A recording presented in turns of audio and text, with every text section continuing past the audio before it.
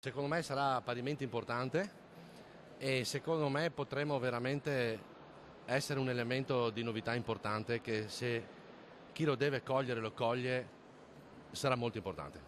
Parla di Assindustria Veneto Centro Massimo Finco, ma lo sguardo va oltre e dall'assemblea all'ex Pagnossin muove i primi passi il progetto di un'aggregazione con gli industriali di Venezia e forse anche Rovigo per replicare il modello metropolitano di Milano.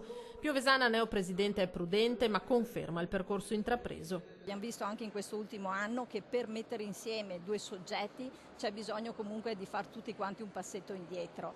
Adesso su Venezia ci stiamo impegnando, stiamo dialogando eccetera e, come ho detto prima, un passo alla volta. Naturalmente bisogna trovare il giusto equilibrio tra vicinanza col territorio, dimensione dell'aggregazione, o comunque trovare una formula che non faccia perdere il contatto diretto con gli associati, che è molto importante. Una realtà le cui posizioni pesano e peseranno a livello nazionale, una platea che non risparmia giudizi severi nei confronti dell'esecutivo. Piovesana sintetizza in poche parole il pensiero generale. Questo governo deve continuare se è in grado di governare. C'è forte diffidenza, meno del 20% degli imprenditori associati è intenzionato ad aumentare gli investimenti. Secondo voi uno com'è che fa a dire investo?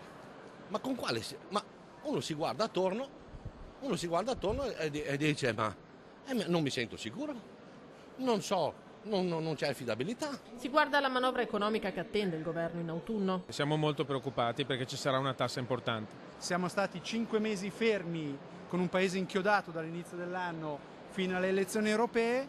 Io credo che il tempo è scaduto. Non vorrei che arrivassimo ad agosto, periodo in cui i mercati ovviamente sono molto volatili, con una condizione molto fragile, e quindi trovarci in una situazione di speculazione molto forte.